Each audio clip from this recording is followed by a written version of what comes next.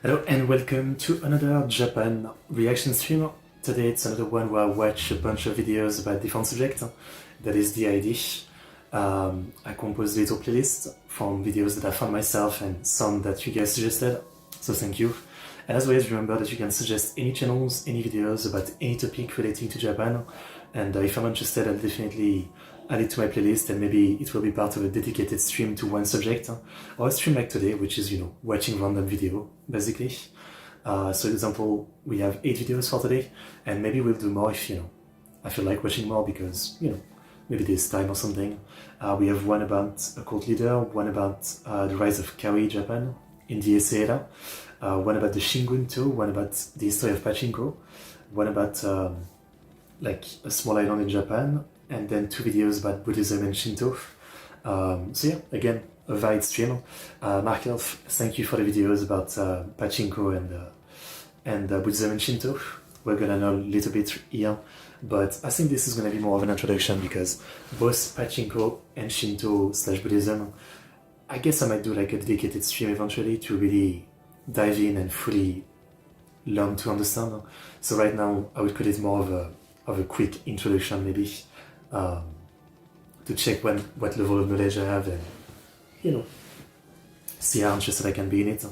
But yeah, as always, if you're watching the VOD, there will be timestamps in the description with the links to all the original videos. You can check that out. Not too much more to say. I mean, you can check out my Discord. It's also a good place to share videos. Maybe not a bad value, I would say. Do check it out. And yeah, I think that's really the gist of it, top of my head. Yeah. Again, maybe not a super long stream today, but should be good. And I've been building a playlist for like another offshoot of the Frenchman learns about Japan. Obviously you guys know I'm really into like weeb, otaku stuff, right? And so yeah, I think we'll do an offshoot where it's specifically about otaku topics. I've got this playlist so far with some videos. I need to find more channels and varied subject and videos, but I'll definitely do like an otaku reaction stream or something where we check out topic about manga, anime, light novels, and all of that landscape of things, right? But yeah, this is not for now. Maybe later this week or next week. I don't know yet. We'll see. But I think it will be another worthy offshoot, I guess I would call it. But yeah, is there much more to say? No, this is my other playlist with like random videos to watch. In case we're watching more today, I'll pick one from here. Yeah, no, I think that's about it, so let's get into things. The first video is actually a video that I think when we were doing the prefecture stream, and I forgot which prefecture, in the Wikipedia I talked about this case, the cult leader Sachiko Eto and the exorcism murder. I think he just mentioned it, and I was like, okay, I should find a video and learn about it. So I hope this is a good video for it, and yeah, let's learn about it. All I can say. This is by the channel The Mystery Abyss.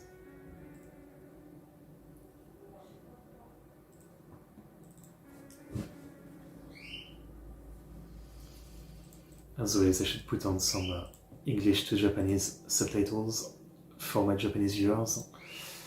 Auto-translate. Did I go too far? No. Japanese. Wait, was that Javanese? Yeah, okay, that's Javanese. That's not the right one. Wait, what did I do?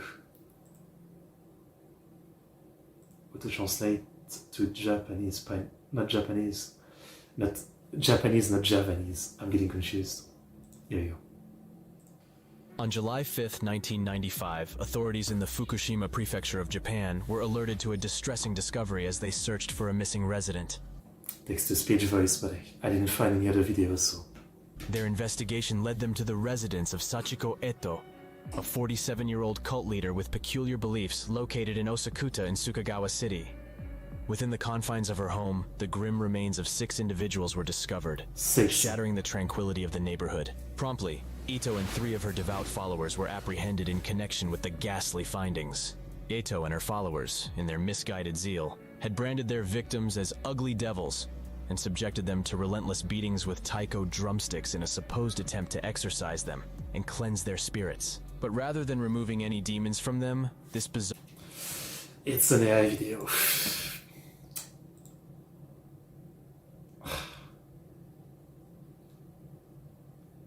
Pass. Like, it's annoying, but pass. I freaking hate modern YouTube, like, I can't even tell you. Again, the worst thing is, like, when I'm trying to build a playlist for a stream, but, you know, I can't pre-watch the video, so I don't let AI. I wonder if there's any other video about this, but, yeah, I'm pretty annoyed with this. Seriously, it's happened too much recently, like, just... Every time I think I find a channel, it ends up being, like, AI. Maybe this one, 4 years ago, should be okay, right? Let's see. By true crime stories. Okay, maybe this one will be okay.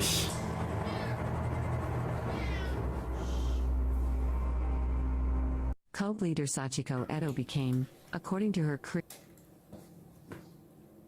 YouTube is cooked. I mean, freaking kill me.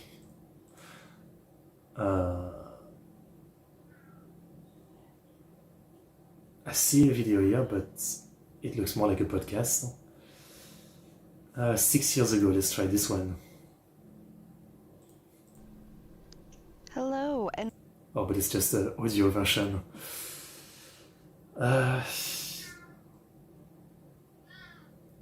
Well, I guess we can give up on this topic.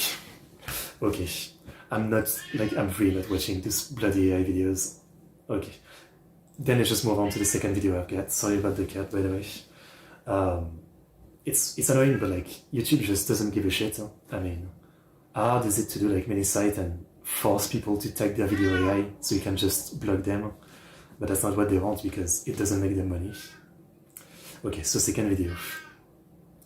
The Rise of Japan's Kawaii, Y2K, Heisei Retro. So it should be interesting, by Adi. Nostalgia is something that we all inevitably end up experiencing,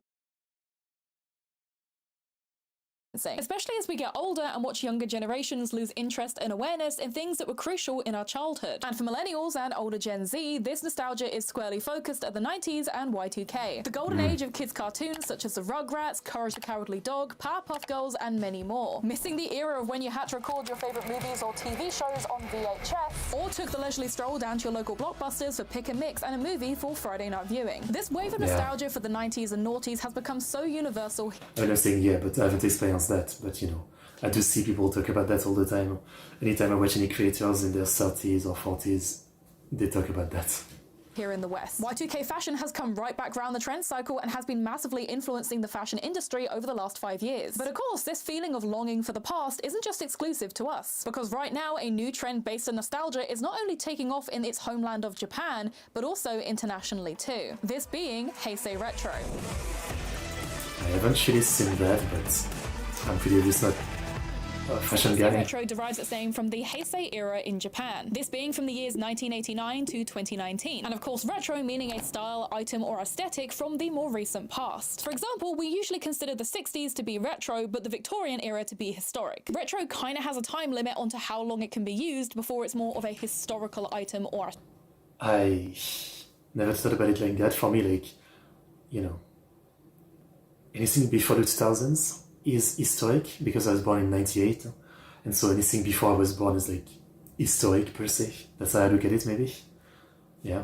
Aesthetic. Now, although the Heisei era only really ended around 6 years ago, the visuals and style are more commonly associated with the 90s and early 2000s aesthetics. Reason being is that the Heisei period was really significant when it came to niche subcultures and fashion aesthetics at the time. Like, the only thing that really comes to mind is like Gyaru. Outside of that, I don't really know like the big fashion movement of like 90s 2000 Japan.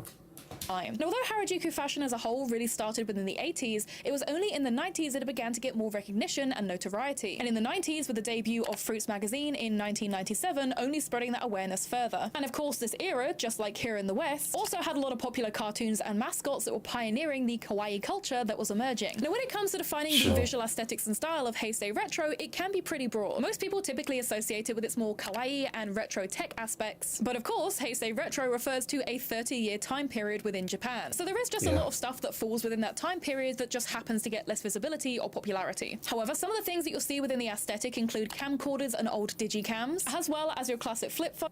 Okay, so like it's not just fashion, it's also technology and stuff like that. Fair enough, fair enough. Phones, CD players, game consoles, and retro tech, all of which are again commonly blinged out in fun decorations. I did see that Tamagotchi had like some kind of comeback. I mean, like there was a new version, but also like reprint of old version or something. So, yeah, I mean, I don't know if people like it because it's retro or just because it's fun to use. Keychains are extremely desirable, specifically those that have cute characters that were popular during the Heisei period. Some key examples include Willakuma, Toru Inoue from Dokodemo Isayo, Mamegoma, Monchichi, and Domo. In fact, trinkets as a general Domo I know, but the other ones, I don't know. I have so much to learn. Are really popular within Heisei Retro, with the early 2000s character charms that you'd get from those gashapon machines usually being the most sought after, as well as just having cute travel bags, cute stickers, specifically those that have either water or glitter within them, pencil cases, keychains, badges, and just general trinketry. And the general vibe for Heisei Retro can be best described as fresh, clean, but still maximalist. Unlike other popular East Asian aesthetics such as the Western cute core aesthetic, rooms that usually go for the more Heisei Retro vibe typically have more neutral colors on the walls and furniture, still pretty cluttered, but usually a lot less imposing and claustrophobic. Now with Heisei Retro, there are some popular fashion themes that are commonly associated with it. More specifically, this very Fruits magazine meets Gyaru combo. According to the aesthetics wikia, there is more of a focus on Kogal and Yamamba Gyaru makeup within this style. Items like loose socks and leg warmers, hibiscus flower hair clips, and white contrasting makeup. But I would personally argue I wonder like how much of it is like stuff like the loose socks and the Gyaru aesthetic. How much of it does, you know, anime creator being obsessed with Gyarus, I would say, and, you know, featuring them in so many work and many work being popular with Gyarus, right?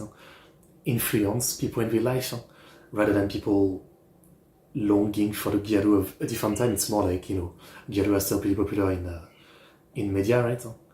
So, I don't know in live action, but in anime and manga at least. So I wonder if it's like, you know, that's part of what's influencing people because, you know, older authors maybe who used to like Gyarus when they were like a lot more, you know, there was a lot more of them maybe in real life, right? With, you know, the fashion style of it, and they use that a lot in the manga, and then, you know, the readers get inspired and they join the culture not because it's retro, but because, you know, it's current, I guess, because it is current in the manga or something. That because this time period spans over 30 years, this seems very specific and maybe a little too specific. I mean, many popular J-fashion and Harajuku subcultures and styles emerged heavy during this time period, including Fairy K, Decora, Lolita, and many sub-styles of Gyaru. One sub-style in particular that is typically overlooked is Amekaji, which is a sub-style of Gyaru. It's actually very fitting and very representative of the overall 2000s vibe in Japan. Heavily I always say that I absolutely love Gyaru, but I'm still not deep enough to tell you all the different styles. I mean, I just like the, you know, what's the word for it? The tropes overall, right? Like all flavors of it, if that makes sense. You know? Maybe not always like the fashion per se, but the vibe, I guess. Inspired by American fashion and culture, as well as just being very bright, loud, and colorful. Even controversial styles like Joji Fuku has its place and motifs heavily embedded within Heisei Retro, with brands like Daisy Lovers, Angel Blue, and Mezzo Piano being worn by both kids and adults during this time period. Not to mention publications like Egg, Kara, Gothic Lolita Bible, and Fruits were just some of the trending magazines and inspiration. Now, as you can imagine, when researching and scripting for videos like this, I have a habit of going to the bed at the end of the day feeling very overwhelmed and overstimulated. I have always been a night owl, but even when I'm trying to build better sleep habits, I have the tendency to go into bed and spend hours doom scrolling on my phone as a way of distracting myself from sleep. I also usually have to go to bed listening to YouTube videos or podcasts in order to help me sleep, but I'm not somebody who can use headphones or earbuds when going to sleep because I find that they tend to make me uncomfortable and they make my ear feel really hot. However, when I use the phone speaker out loud when it comes to going to bed, I also find that it's either too quiet or too loud. What can I say? I'm a picky sleeper. So trying out Manta's sound eye mask was honestly such a genuine relief for me and my brain in order to shut off at night time. The eye cups on the mask are completely adjustable, meaning that you can fit the mask to your face and comfort, creating full uninterrupted blackout coverage. And whatever you're listening to is fully adjustable with the controls at the front of the mask. And as somebody with a larger than life skull, I can happily report that the mask is also completely adjustable to my head shape too. I did consider one of those like flat headband headphone thing before, yeah, because I do sleep a lot on the side, right? So, you know, I've gotten used to it at this point, so it's fine. But, you know, for sleeping I need like rain sound or something, so I put on my earphone. But on the side, you know, they really push in, and it used to hurt a lot, but I guess I've done it so much that my holes have widened. Don't take a lot of context. And so I'm kind of used to it now. I can essentially tailor it to me in order to find the best way of sleeping. I've never really been much of an eye mask user outside of flights and travel, but Manta has been a real relief for days that I've spent on heavy editing or that I've been looking at studio lights. But of course, when I do need to travel, Manta is a fantastic lightweight option that I can take on planes or in the car, blocking out all the visual distractions around me, allowing me to forget where I am, and also allowing me to It's the best way to tell your taxi driver you don't want to talk to them. lock into the audio that I want to listen to as I drift off to sleep. Plus, with the adjustable eye cups on many of their models, you have the options of switching out the eye cups entirely with some of the other ones that they have available on their website, such as the cooling eye cups. Perfect for those of us who get nasty eye strain or headaches, or just for those days when you need a little bit more TLC at bedtime. Also, the cooling eye cups go heavy after a long day at an anime convention. Whether it comes easy to us or not, sleep is something that we do need in order to be happy, healthy, and productive. So if you're like me and you struggle to switch your One brain day I off will and have lock good into sleep. sleep, check out One Manta's day. eye mask in the link below and use code ADDY for 10% off your order. Now log back in because we're going to be discussing how Heisei Retro also inspired us here in the West. Okay. So we already know that the 90s and noughties has become a big point of nostalgia here in the West. But something that a lot of younger people, or those who didn't discover Japanese pop culture until later in life may not realize, is how much of an influence Heisei Retro fashion and media was also having on us. One more popular and very well-known example is American pop singer Gwen Stefani's Harajuku Girl era. In 2004, she released the album Love Angel Music Baby, which featured her infamous Harajuku Girl song. To give you a glimpse of the lyrics for those who I think someone had told me about this song before or something. Yeah. who've never heard it or didn't hear it at the time, here are some examples. Gwen was undeniably inspired and enamored with Harajuku fashion, and in 2005 she launched her fashion line Harajuku Lovers. Now the clothing in this line can be a little bit hit or miss, with some items being more akin to David and Goliath quality t-shirts, whilst other items such as bags, hoodies, and even shoes kinda ate. They were a lot more Harajuku-esque. The patches and badges also offered on the website were admittedly pretty cool too. Looking at the Sacred Oracle, aka the Wayback Machine for the original website, we can see glimpses of the Heisei retro vibe, as well as the Frutiger Metro look of the product photography. And later, after launching this fashion line, Gwen would endeavor to also further expand the Harajuku Lovers universe. In 2008, launching the very popular Harajuku's Lovers line of perfume, each perfume having its own name and girl associated with the scent. And fun fact, I was actually given one of the original Harajuku's Lovers line of perfumes back when I was a kid by my auntie, more specifically the Baby original perfume. I remember it smelling really, really strong, and I kind of struggled to wear it. Kind of like the concept of like a perfume with like a character figure almost.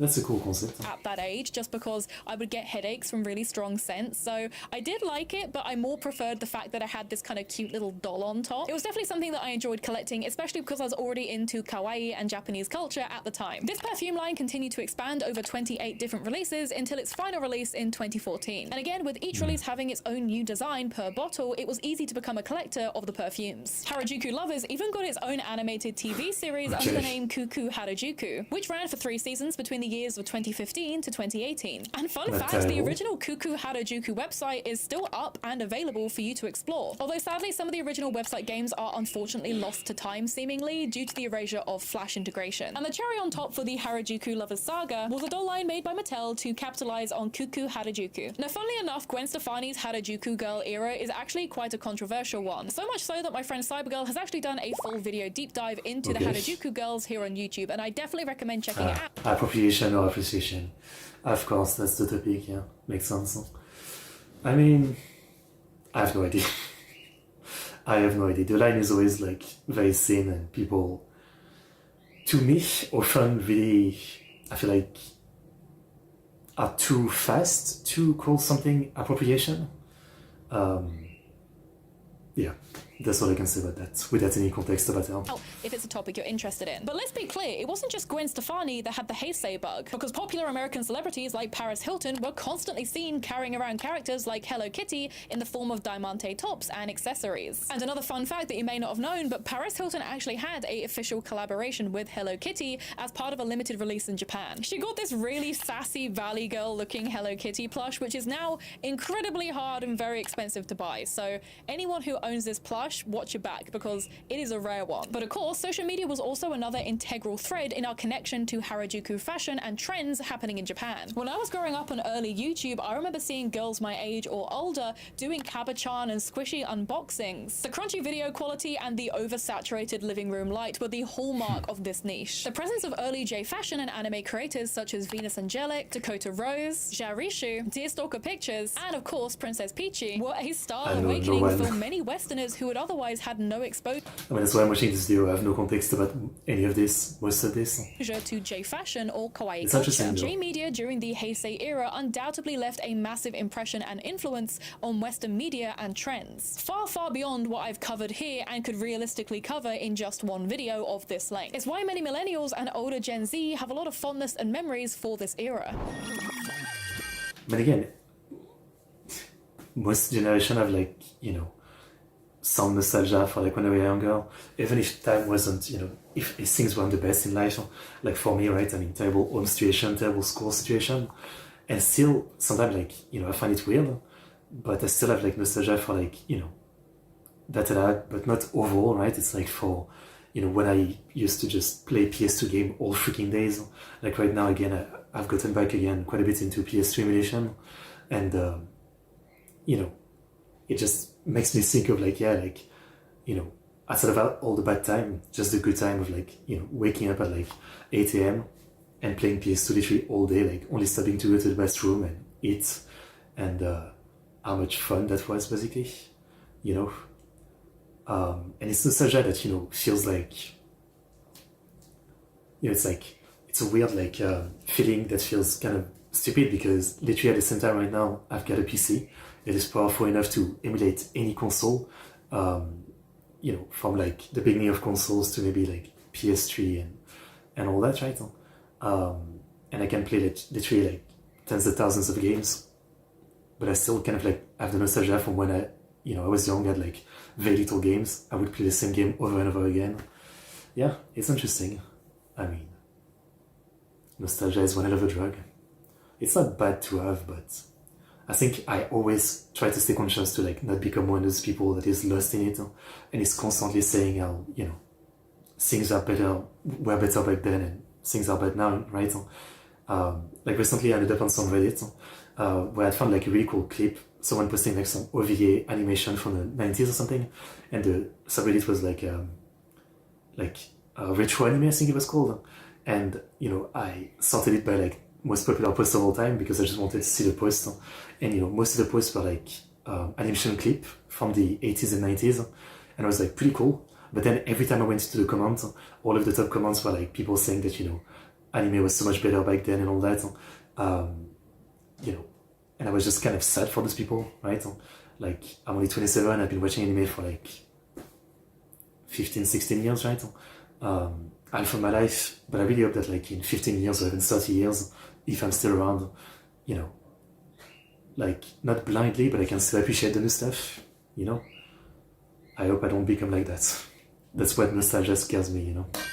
So why has Heisei Retro been gaining mass popularity in the last few years? After all, it only ended in 2019. Well, it's incredibly common for nostalgia to re-emerge in fashion and media as the previously younger generations age up and gain more dominance in the market. Leaving behind childhood and taking on the financial and physical pressure of adulthood often has many of us looking backward at times that we feel we underappreciated. Growing up in the 90s and noughties was exciting. Technology was moving on fast from VHS to the sudden release of Blu-ray in 2006. Suddenly, your indestructible Nokia 3310 was replaced with a sleek touchpad that could give you access to the internet. Betty Spaghetti was replaced by Bratz and Pixel Chicks. It's easy to reminisce and think how much easier and simpler life was, especially when we weren't always connected to the internet. But I feel there's another factor at play when it comes to the resurgence of Heisei Retro, specifically the timing of its end and the events of 2020, which came just after it. I harp on about it a lot, but 2020 really was a crazy time period, both within the market, but also socially. eventually. And in the case of Heisei Retro, nothing will fast-track nostalgia quicker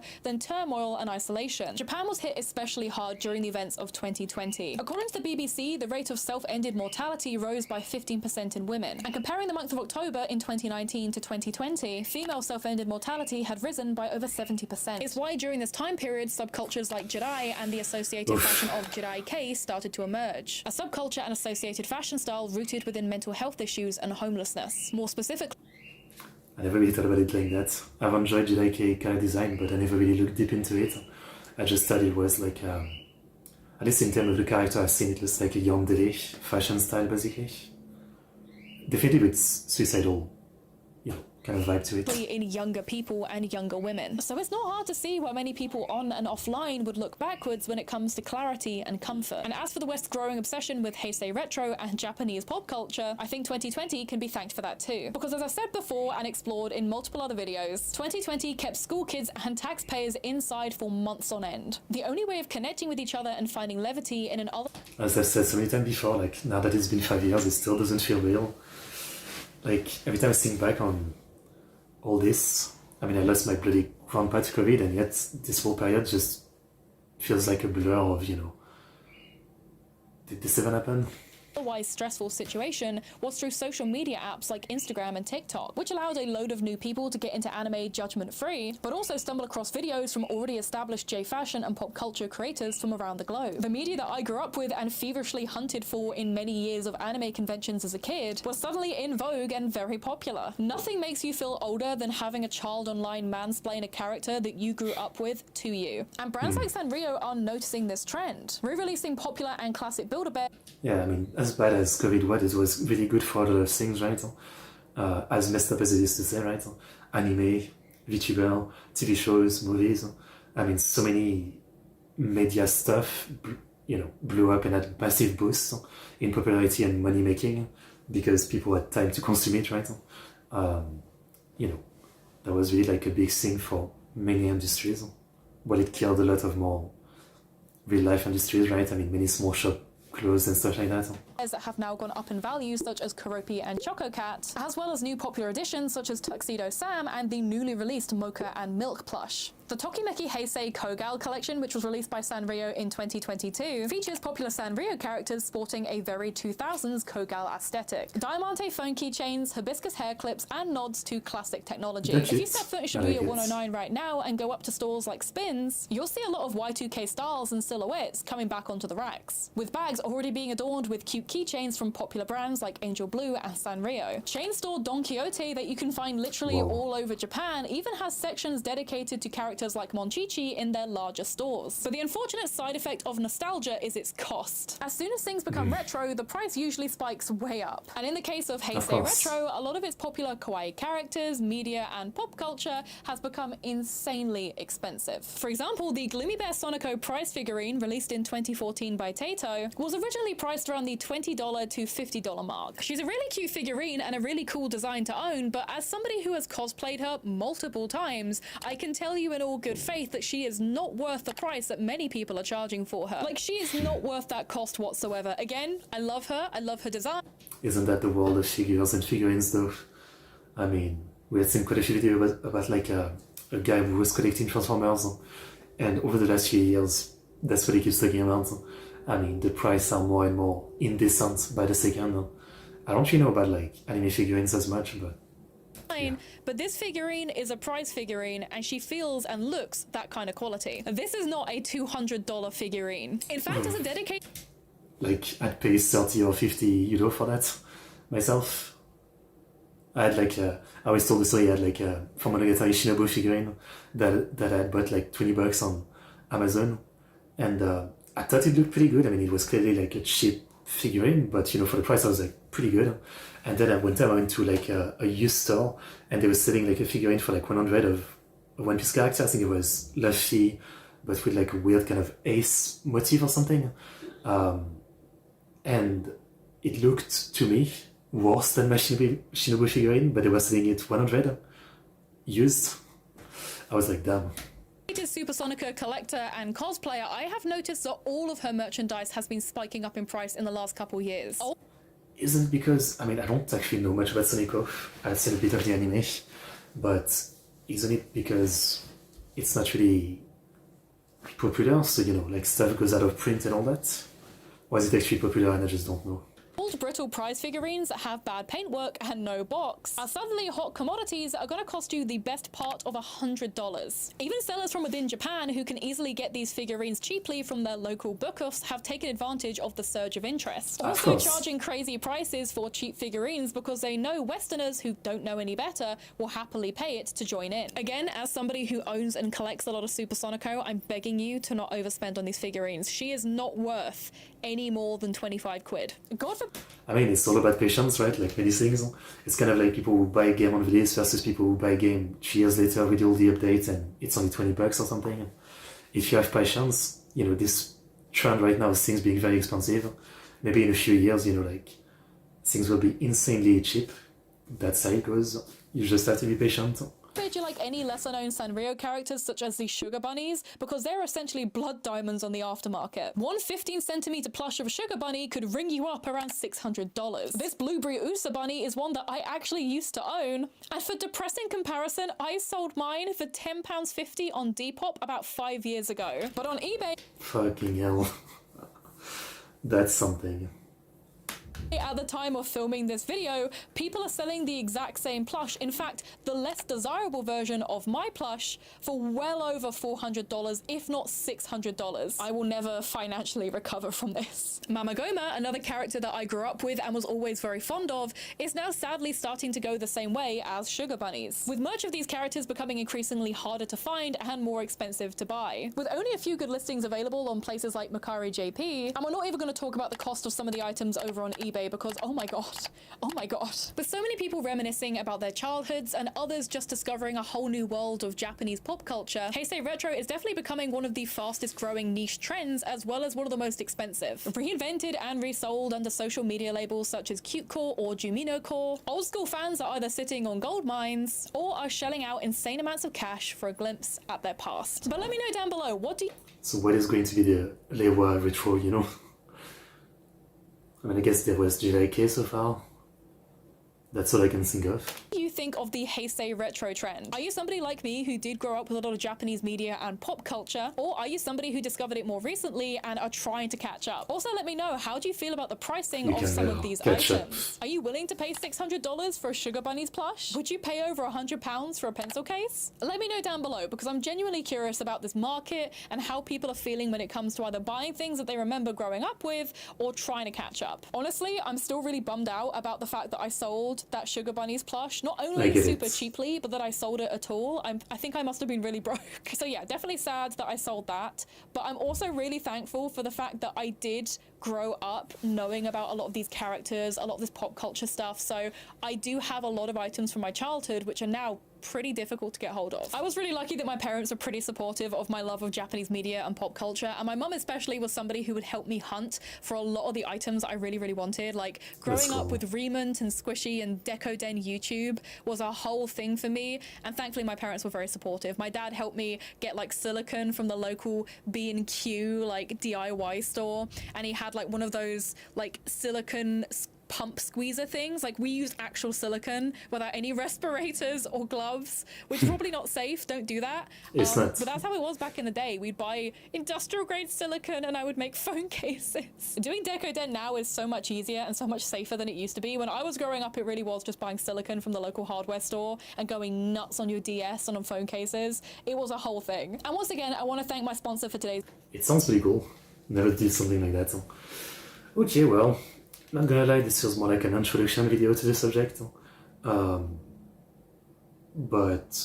I'm interested. It makes me realize that I really, I mean, it's pretty obvious, but I really know so little about like fashion stuff and mascot type characters. Like so much of what she talked about, it's not that I don't know about it, I've never heard about it.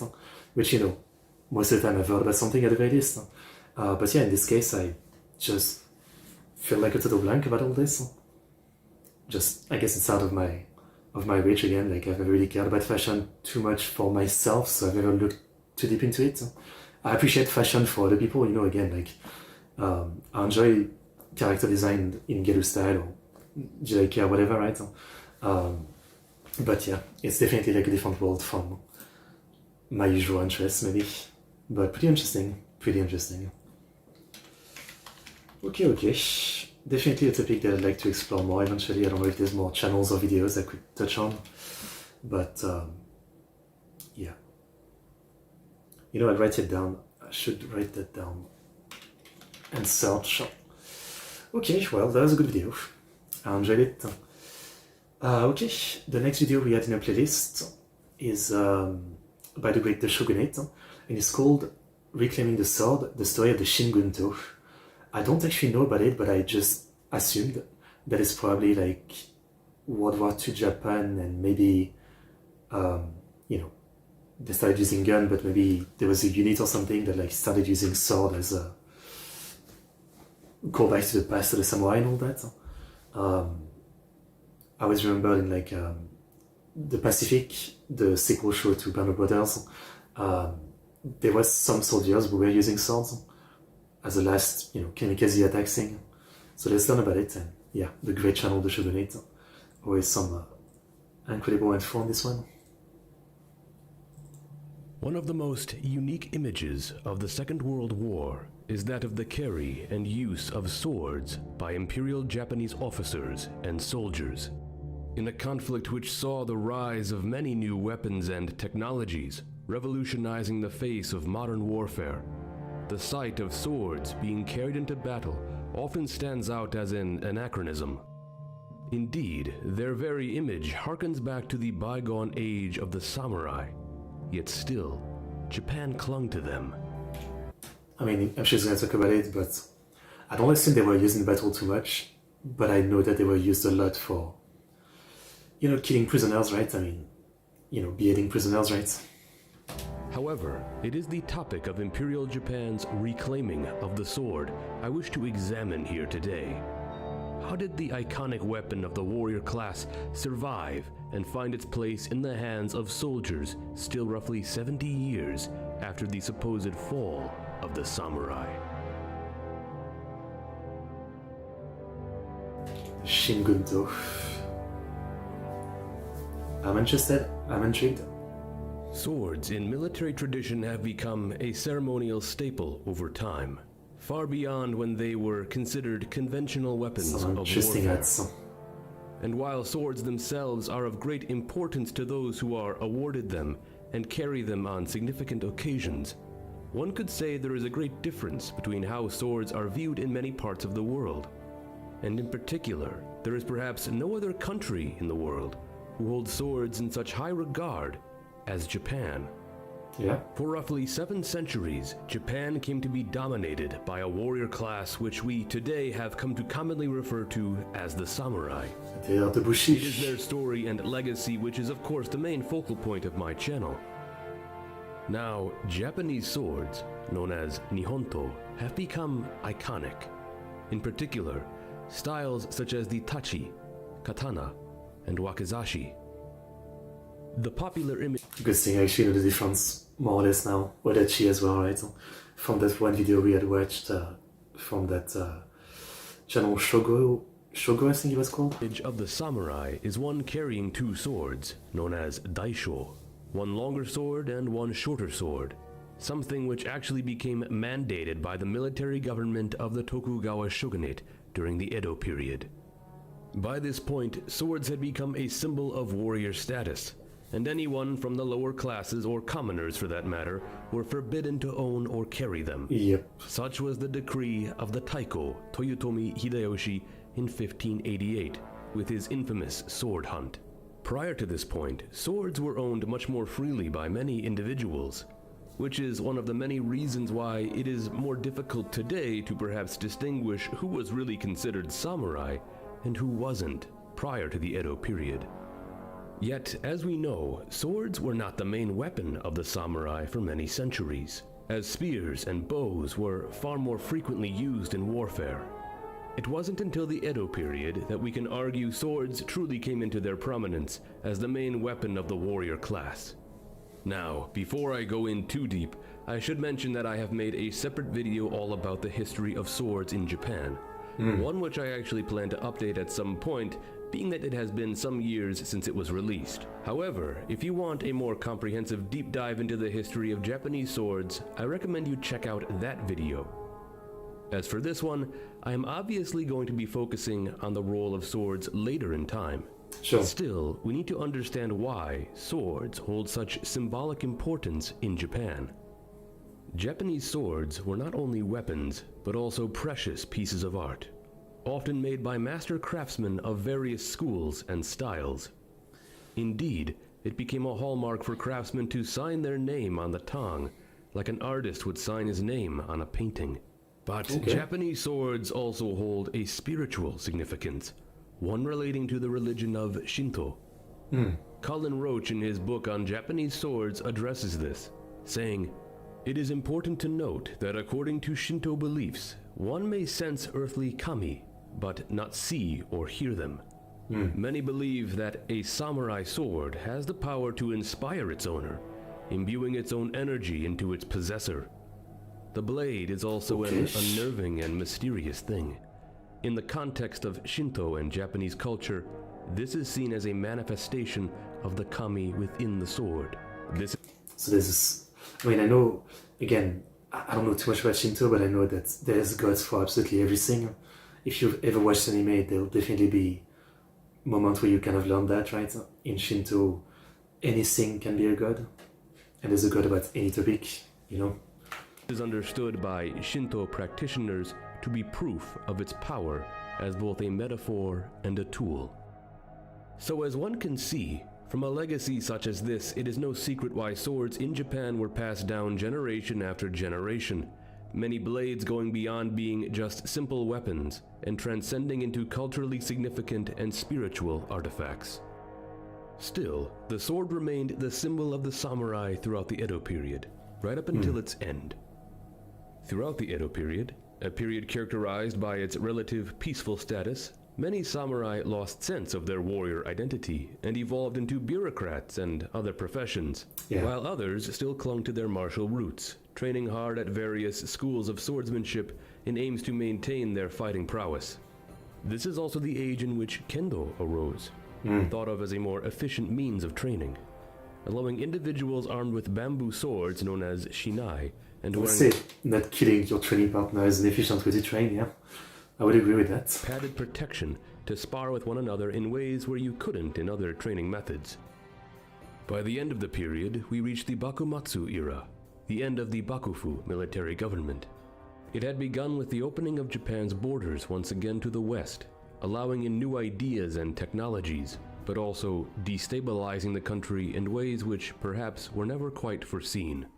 Significant clans and domains throughout western Japan began to seek an end to the shogunate and a restoration of the emperor to full power. This led to various clashes and assassinations, eventually resulting in a civil war. Swords and swordsmen had of course played an active role during this time, but their achievements can often be hard to recognize, due to the fact that during this time many of Japan's most significant domains were undergoing rapid military modernization. Insanely fast. Previously, many foot soldiers had been armed with antiquated styles of firearms. Now, modern rifles from the West were finding their way into the hands of infantrymen. Both those loyal to the old Tokugawa shogunate and those loyal to the emperor raced to advance their armies. Yet in the end, those supporting the emperor and the new government won by 1869. Both sides had begun to adopt many European styles within their new militaries, and by the end of the war, this was extremely evident. As the army of the new imperial government came into fruition, it was heavily westernized. And this is extremely significant for swords in particular, because it is also where we see the only ever major departure Japan took from their traditional style of swords, instead embracing a European style of saber. There was a conscious phasing out of old swords, specifically aimed at erasing the imagery of the newly abolished samurai class, which at the time Japan wanted to move on from, as to instead appear. So it's that simple. I was gonna say, like, it's not a matter of like usefulness. Some katana were basically made for, you know, being useful on horseback, like a saber. Here as more modern. As Ronald Heiferman described it, Although many of the Meiji leaders were themselves of samurai origin, they recognized the need for certain egalitarian measures in order to fashion the new society they wished to create, and took them without hesitation. Although considerable problems were created in doing so. In 1876, a further step was taken to remove old swords from any public spaces, as the Haitore decree was issued, banning any non-military or non-police personnel from wearing swords. This topic of the ban had actually arisen as early as 1869, yet was delayed, as many in the new government were nervous that such an action would destroy the spirit of the samurai, and as such, the power of the new imperial nation. Yet, with the rise of universal conscription, the time was finally seen as right to remove this old privilege. This move was one which continued to anger many disaffected former samurai who were not part of or in support of the new government. In 1877, a portion of angry former samurai rallied around Saigo Takamori, a great imperial commander of the Boshin War, who now positioned himself against certain policies of the new government. And from what we had learned, yeah, Saigo, is like, he was kind of part at first of the Boshin War and, trying to modernize Japan and restore the emperor, right? So kind of destroy the shogunate, aka the samurai government in a sense. But I guess he thought that, once he restored the emperor and having been part of it, that, the samurai class would be fine. And then very quickly after, doing all this, yeah, they start, deciding that it's time to end the samurai, and he's obviously not happy about it. He would initiate the short-lived Satsuma Rebellion, something many view today as the last stand of the samurai. Yet, in reality, it was not so simple. Takamori wasn't advocating for a massive return of samurai status. He was more just disgruntled with the new government. Additionally, many leaders of the which he put in place new imperial army themselves were former samurai. Thus, we can rather view this conflict as a clash between two separate groups of samurai, with different ideas on what the future of the new government should be. What is interesting about this conflict, though, is how both sides fought. Saigo's forces were recorded to have been more efficient in close combat situations when they occurred on the battlefield. Thus, the imperial army sought means to better defend against devastating charges from the rebels. What came to be was the Batotai, or Drawn Sword Squad, a group of police armed with katana, who were notably experienced swordsmen. Their role would help pave the way for the continued usage of swords, or rather wooden swords, by Japanese police, who would practice kenjutsu, as it was seen as a necessary skill for police to have at the time. However, the same was not necessarily thought of for the army, who instead moved away from kenjutsu and began inviting European fencing instructors for their own needs. The need for old-style swords finally began. But what would fencing even do in this age? To wane more considerably as we move deeper into the age of Imperial Japan. This unfortunately meant the decline of old schools of sword craftsmanship across the country. It is important to note, however, that Nihonto, made following the Meiji Restoration and throughout much of the imperial years, were known as Gendaito, modern swords. But while this is the term used to define blades during this time, it would be a while before the Japanese army once again embraced a Japanese style of sword. For the most part, swords made for military personnel during the years of Imperial Japan are known as gunto, military swords.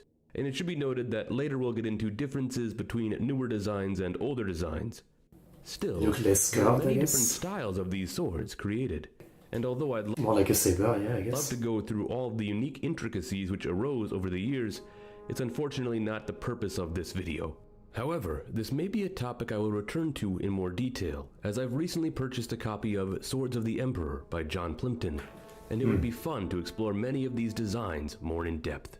Yet, strictly for the topic of this video, what is important to understand is the shift in which Japan undertook to develop swords emulating Western styles, yet with notable Japanese influences and ornamentation. Swords remained a staple feature for not only the military, but as I mentioned, also the police, aristocrats, and many other forms of civil servants. And while decorative swords served their purpose fine for those not actually seeing battle, for military officers who would be involved in conflict, some of the shortcomings of these new designs began to emerge. For one was the length of the handle. Although the military had tried to adopt Western styles of fencing, in close combat situations, many Japanese soldiers would apparently resort to using two hands with their swords, something obviously difficult with one-handed sabers. This paved the way for newer designs which featured longer handles which could be used more effectively with two hands as desired. Additionally, further improvements to the blades were made to increase their durability, especially in colder climates, such as in Manchuria. It is clear that from such innovations, swords continue to be actively used by soldiers well past the point in which many other modern nations ceased using them. Yeah. Yet this was by no means a hindrance to Japan, but rather an iconic feature of their military. Indeed, in many depictions of the Russo-Japanese War, swords are prominently on display. World War I was of course a defining conflict for the face of evolving warfare, a war which is often described as the first modern war. It featured the heightened use of devastating new technology. Man, looking at those tanks from World War I, right? They are so, like, some of them are very alien to what we think. I mean, they were the first designs, right? Such as machine guns, airplanes, and tanks. Thus, it was an interesting time for melee guns. You can drive one of those in Battlefield 1. Airplanes and tanks. Thus, it was an interesting time for melee combat. Although ranged weapons dominated battlefields, there were still moments of bloody and intense hand-to-hand struggles which would erupt, especially during the storming of trenches, where soldiers would utilize bayonets, clubs, daggers, and any other objects they could to crush their foes. These were characteristics of the infamous Western Front, however, and elsewhere during the war, combat took different forms. In Asia, Japan worked alongside the Allies to secure German colonial possessions, with perhaps their most famous triumph being that at the siege of Tsingtao, where they defeated a vastly inferior German garrison who bitterly defended their Chinese port. It was in the aftermath of the First World War, however. Oh yeah. Actually, I know that one. That's the one that later on, after the war, the Allies give to Japan rather than giving it back to China, and that's obviously something that created troubles. That things for Japan really started to take a sharp turn. During the Paris Peace Conference, which would result in such important developments as the Treaty of Versailles, the League of Nations was established. The League was of course a predecessor to the later United Nations, and whose goal was continued peace and stability around the globe. Japan was considered one of the great victors of the war, and thus was positioned to be one of the leading nations within the League, alongside that of the United Kingdom, France, and Italy. Japan's position was unprecedented as the first non-Western nation to be so highly regarded, and Japanese dignitaries felt this too, pushing for Japan to be officially considered as racial equals. And although this move was backed by several other great powers, countries such as the United Kingdom, Australia, Portugal, Belgium, and the United States refused such a notion. This single act would spur on resentment for decades. But it didn't stop there. In 1922, the Washington Naval Treaty, which involved Japan, the United States, United Kingdom, France, and Italy, further showcased how the West was content to limit Japan's military capabilities. These two actions galvanized a growing nationalist movement in Japan, angered at the West's dismissal of Japan and ways in which they continued to box them in.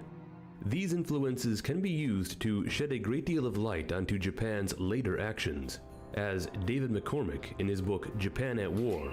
I do wonder, like, if Japan had joined World War II in a more, in a full-on, like, fighting way, if that would have changed in any way their ultra-confidence that would lead them to everything they do in World War II and China.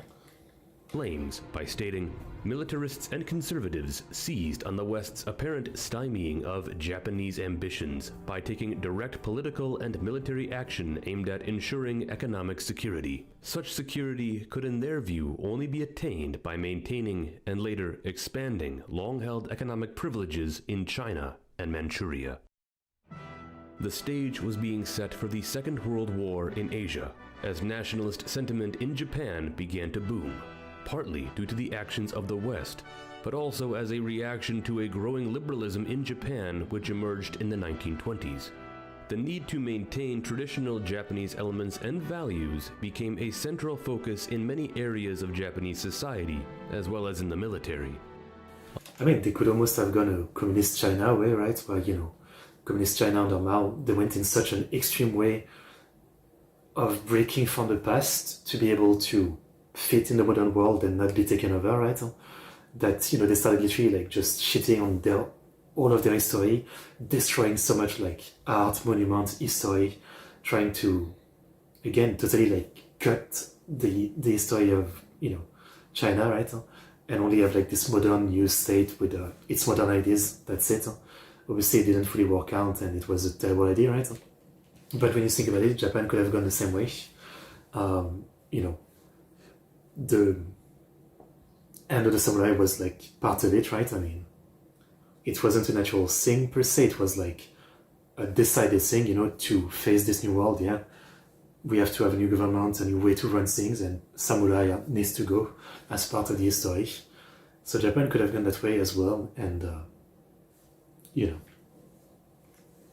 I wonder, again, how things would have been different. On one hand, this came in the form of a re-emergence of concepts like Bushido, the way of the warrior, a distorted and more modern idea of samurai values of honor and virtue, as well as the rise in popularity of samurai texts, such as the Hagakure, which gave a view into the mind of a samurai in the Edo period.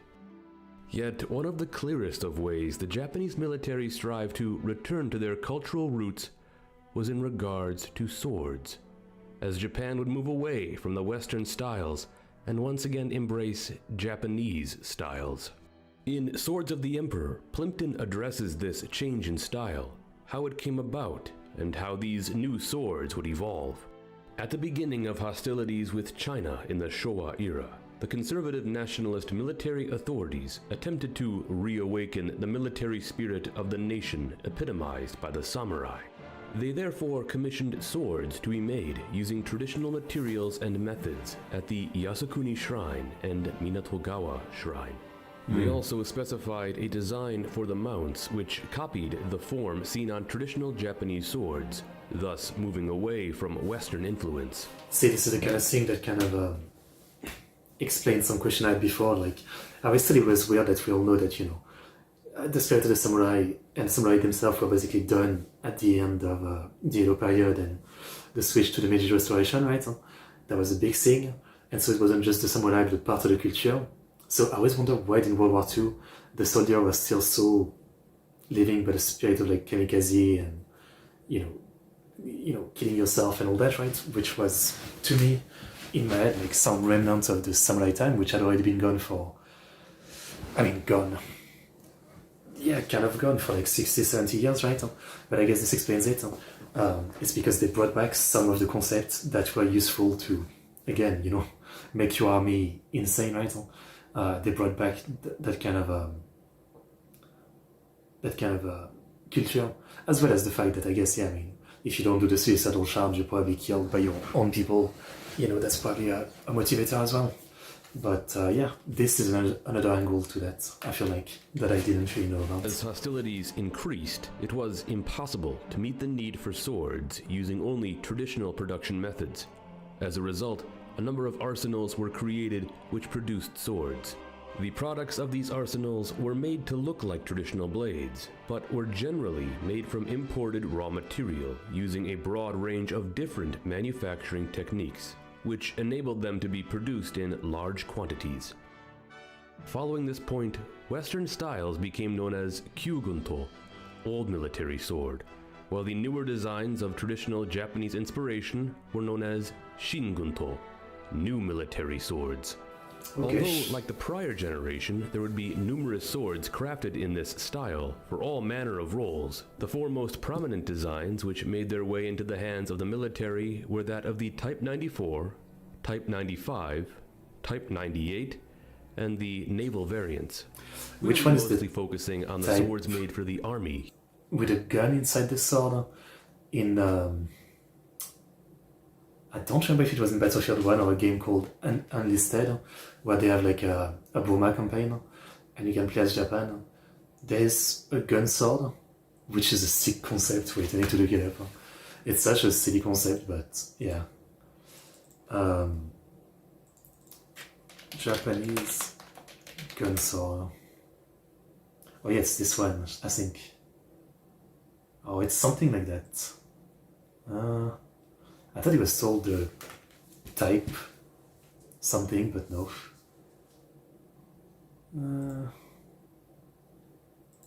Let's see. Was it in them listed? Yeah. I think it was this one. I think it was this one.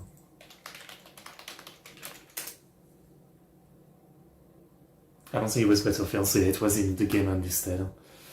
I mean, it was a weird weapon, but kind of interesting. Yeah. Unlisted is a game I really enjoyed like a year or two ago, and recently wanted to play it again, but the population of people playing it is dead, and from what I read of the review, it's all bots and cheaters now. It's a shame because I really, really enjoyed that game. I mean, I don't know, it was a pretty great Battlefield-like free-to-play World War II shooter. I mean, genuinely a good one. If you've never played it, it had like a pretty interesting concept where you had different classes and you would spawn in with a squad. So like if you were like just a rifleman, you might have 5 or 6 soldiers with you, and they're AI soldiers. They're pretty shit, so you don't really expect them to like survive or kill people that well. But basically, you could give them some other like idea, and the point is that you would try to get close to an objective. You would attack the objective while telling your squad to stay behind a wall or something, and if you died, rather than respawning at the other side of the map, you would instantly take control over one of your soldiers, and it really gave like a different strategy to the game, because again, you could like instantly go back to push that objective or something, and yeah, it was pretty fresh in that way. Otherwise, it was a normal World War II shooter, but it was a cool concept, yeah. Here. The Type 94 was first introduced in 1934 and was the highest quality sword received by the Army. It was designed for higher ranking officers and was apparently paid for by the officer himself or his family. The Type 95, introduced a year later in 1935, was overall similar at a glance, but quite different when taking a closer look. The Type 95 was mass-produced for non-commissioned officers, thus its overall quality and durability was inferior to that of the Type 94. Lastly for the Army was the Type 98, introduced by 1938. It made subtle differences from the original Type 94 and itself came to be mass-produced during the war, like the Type 95. It should be noted that each of these designs bore unique features which separated them, not only by status but also in terms of personalization. Sword quality remained rather consistent until the 1940s, when the situation for Japan began to severely worsen. This is likely where the idea that these were bad swords comes from. With less materials available, plenty of corners were cut when producing swords later in the war, such as scabbards being made more cheaply and an overall reduction or complete lack of ornamentation. There was likely also a difference in the quality of the metal used in the blade. Still, there is a belief that many military swords produced around this time were said to surpass the quality of older swords. Yet, I don't think this has ever been properly tested, so it is hard to confirm the truth of the matter. What it likely comes down to is which model it was and when it was produced. There is another question, though, which needs to be answered. How much were these swords actually used during the Second World War? Obviously, we are just referring to those who would have participated in actual combat, and not higher-ranking commanders. Based on video and photography we have, it would be hard to discern the frequency of usage, as well as in what way. On one hand, there is plenty of evidence which shows swords in the hands of officers during what appears to be actual engagements. And then, of course, there are the pictures of swords being used during executions, a brutal aspect of the war which harkens... Which again, to me, I assume that was 90% of the time this is how they were used. Because, like the soldiers on the other side would definitely be using gun. So if they see someone with a sword, they're just gonna shoot him.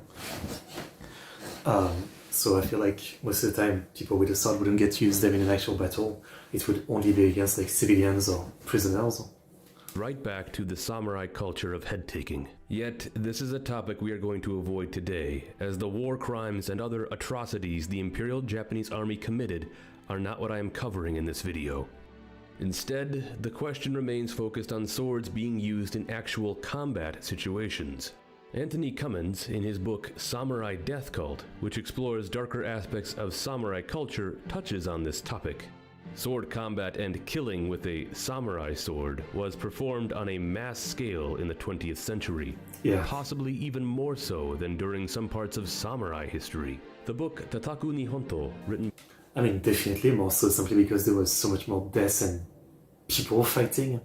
I mean, during samurai time, even Sengoku Jidai, you know, like in a battle, there might be a few thousands to biggest battle, a few tens of thousands people, which is already a lot, but, you know, we're talking about World War II, I mean, hundreds of thousands to millions of people were involved at that time. By author Naruse Kanji, contains testimonials from Japanese soldiers who had killed various people with swords during World War II. Cummins then goes on to quote several of the testimonials from Kanji's book. And what stands out here are how many of these quotes discuss practical combat usage of the sword and how it differs from that of kendo techniques. This is likely because, by this point, the Imperial Japanese military had begun to adopt some hand-to-hand combat training skills using some concepts and styles from kendo. Some of these quotes are as follows. To kill an enemy in actual fighting, the distance to the enemy has to be much closer than in kendo. Distance in kendo is just not practical. The current form of kendo, with bamboo swords, forms only the basics of budo, and does not work as a real military technique. To acquire practical military skill, one has to learn sword drawing with real swords and perform sword-cutting tests. Also, the mental training required to overcome the fear of death is important. An officer who killed 47 people said sword drawing and running ability were essential for real fighters. He was also very much against kendo, because in kendo they teach you to target difficult parts to cut, such as the torso, wrists, and thrust towards the throat. According to that soldier, the easiest part to cut on an enemy coming at you is the shoulder, and the easiest part to thrust is the chest or belly. He also said, in fighting, if you can see the situation, you will win. Now, I am by no means trying to discredit kendo. I myself am a big fan of kendo. I mean, it's the same thing that people always say about so many martial arts, right? I mean, they're fun and they have a lot of good aspects if you train in them, but they aren't made for real fighting. You know, people often talk about that with, you know, like a lot of the single martial arts, and that's why these days we've kind of, you know, things have gone around and there has been like MMA, which is like a combination of everything to become an actual, like, you know, real self-defense and fighting art, compared to the others where, you know, there might be a lot of good aspect, like training, the social aspect, you know, getting disciplined and getting stronger physically, but yeah, it's not really meant for real fighting. But modern kendo has obviously become sportified. And before someone tells me it's not true, I mean, I know about people like Yosuke Machida, if you want karate, or, you know, capoeira, like Michel Pereira, I guess. But again, they don't just do that. You know, they're definitely known as like focused on that style in MMA, but the point is that they do a lot more than just that. So, you know, it doesn't really prove the point. Thus, it would make sense why soldiers seeing actual combat might have certain opinions about how to engage opponents in real life or death situations. But what I feel these writings really depict is how often swords were actually used during the war while in battle. It appears clear that using the sword in close combat situations was a frequent enough occurrence, at least from these and other first-hand accounts. And I wouldn't be surprised to discover if some soldiers may have even gone out of their way to purposefully use their swords in combat. But it certainly is a surprising thing to consider that during a war which featured machine guns, tanks, planes, and many other modern weapons, that the sword was still used to some degree.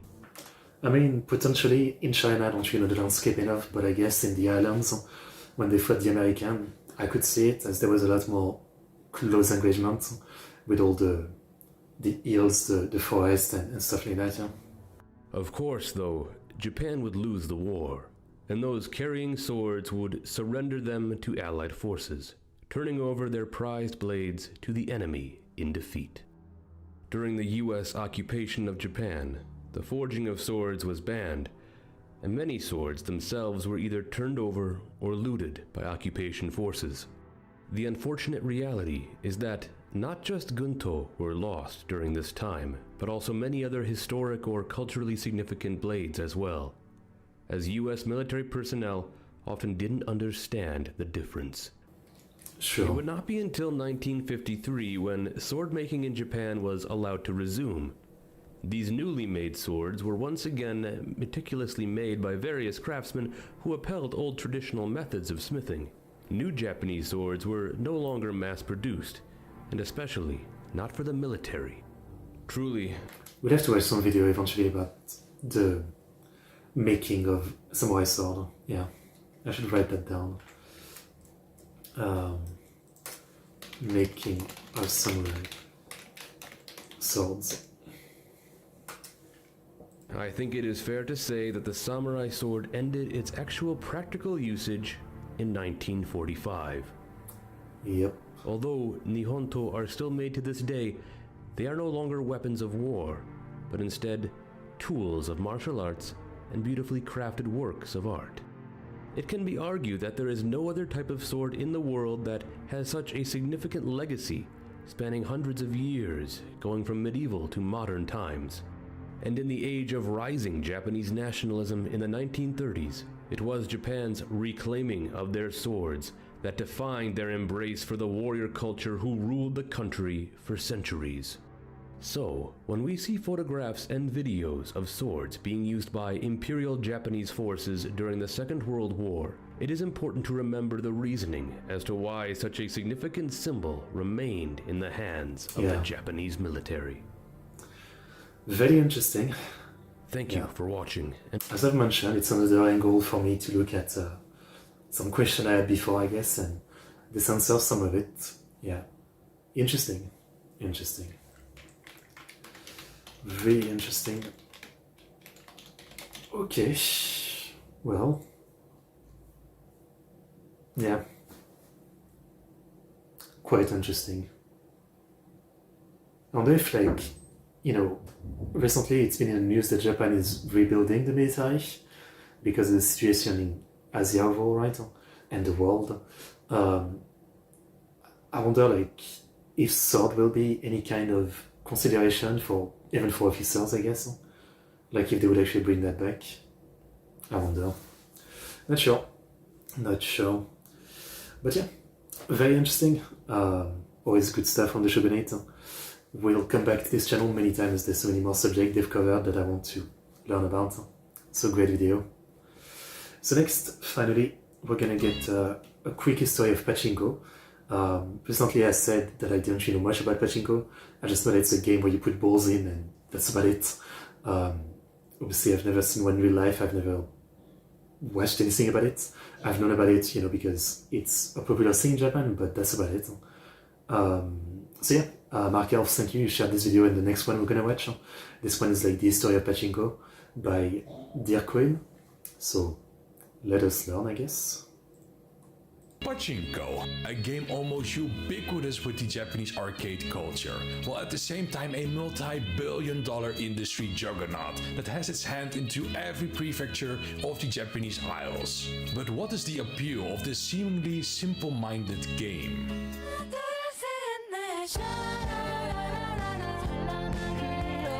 Like, my impression is that this is like legal gambling, basically.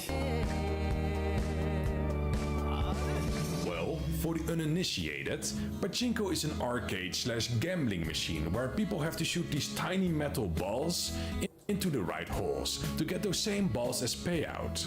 The game functions similarly to pinball machines, but the flippers are removed, and your primary action is to get these tiny balls into the right spot by adjusting the launch velocity of the initial shot.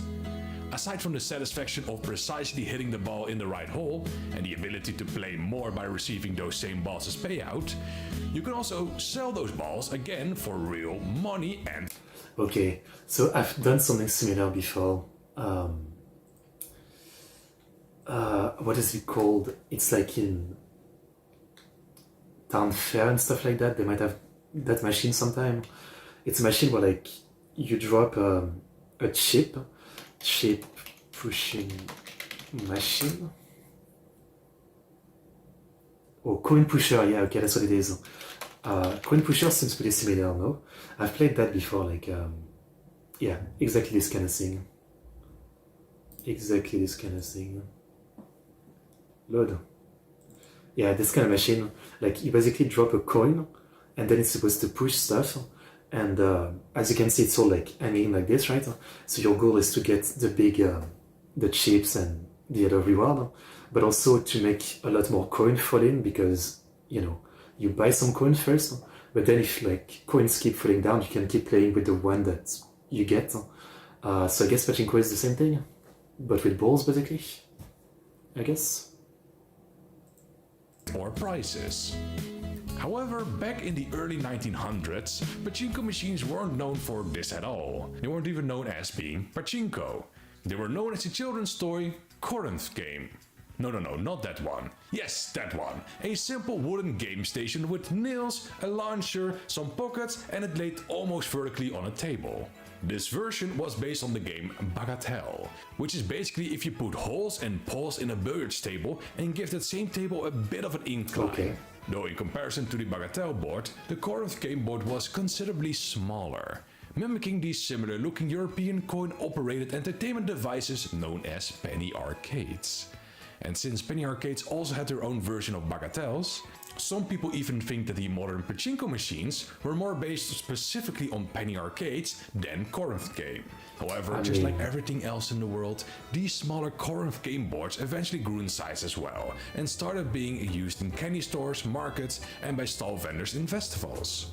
And it was during the 1920s where rewards were given for hitting the right holes in pachinko boards, though since this was a children's game, it was mostly candy and toys.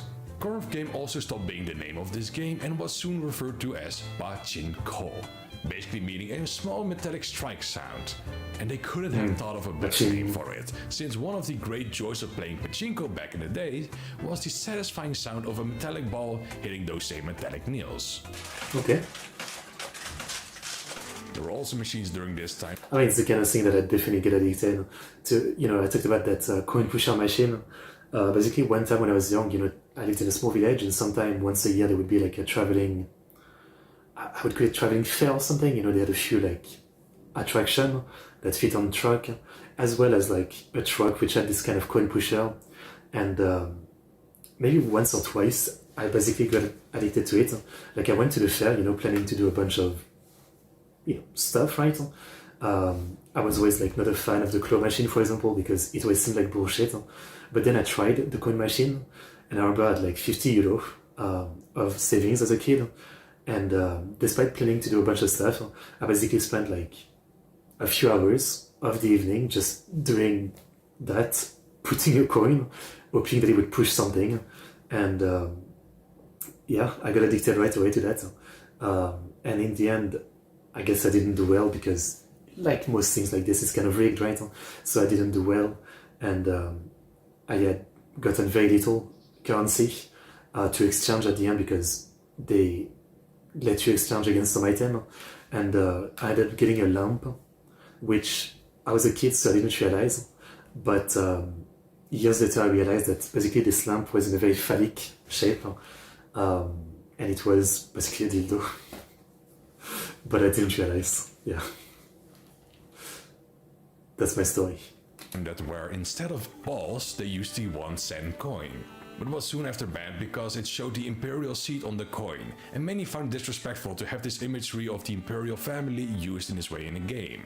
Pachinko itself did rise in popularity between the 1920s and 1940s, turning it into a household name, becoming much more popular with adults. Basically, it changed from a children's game to a more adult gambling game, where adults could win packs of cigarettes. Of course, Japan halted the Interesting. pachinko industry during the Pacific War, calling it a useless industry, even dismantling already made pachinko machines along with household pots, pans and temple bells for scrap metal during the metal shortages Japan faced during the World War II. After the war, the ban of pachinko machines was lifted, but a new regulation made it so that only licensed businesses could own a pachinko machine, due to the Business Affecting Public Morals Regulations Act.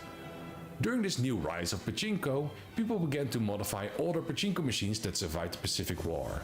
One person specifically, now heralded as the god of pachinko, invented a new standard of pachinko.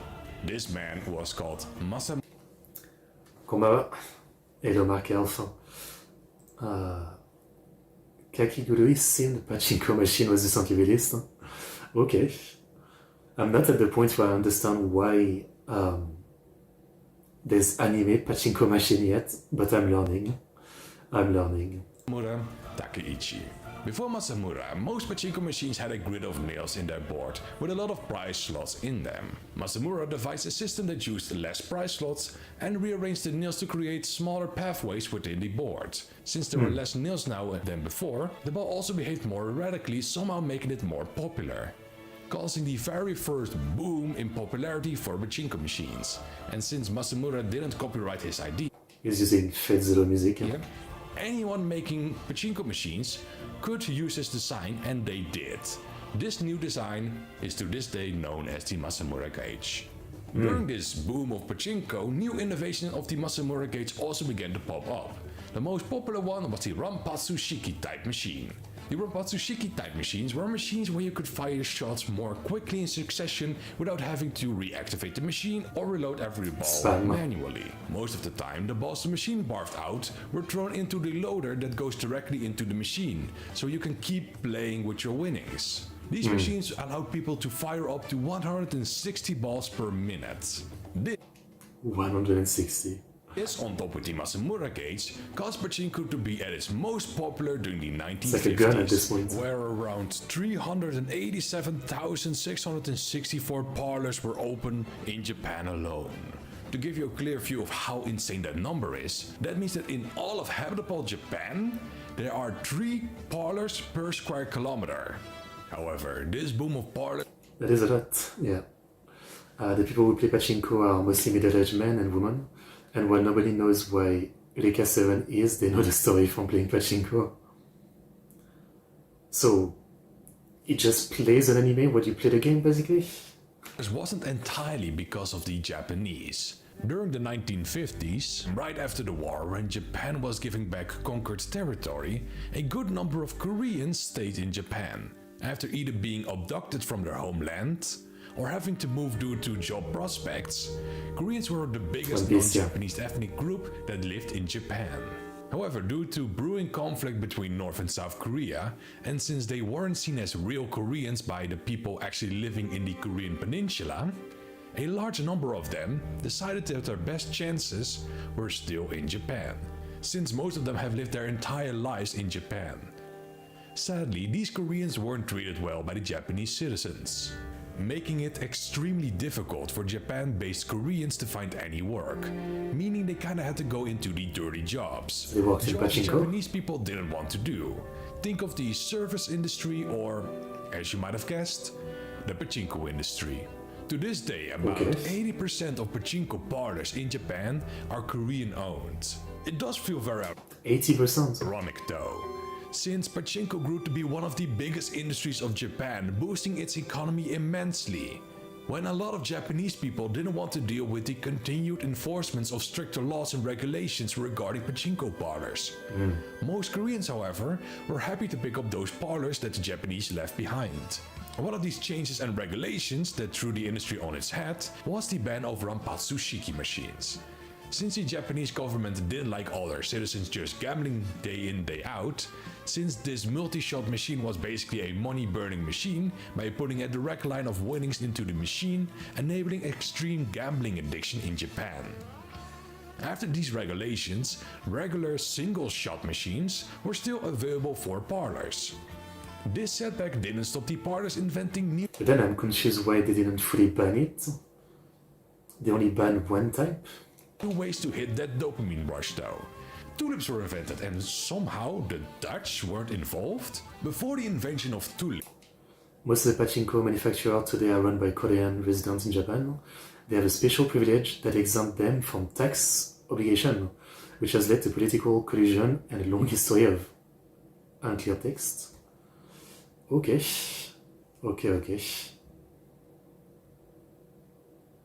The government seems to have some weird way to do this, yeah, like they ban it, but only some version, and then people don't have to pay tax for pachinko.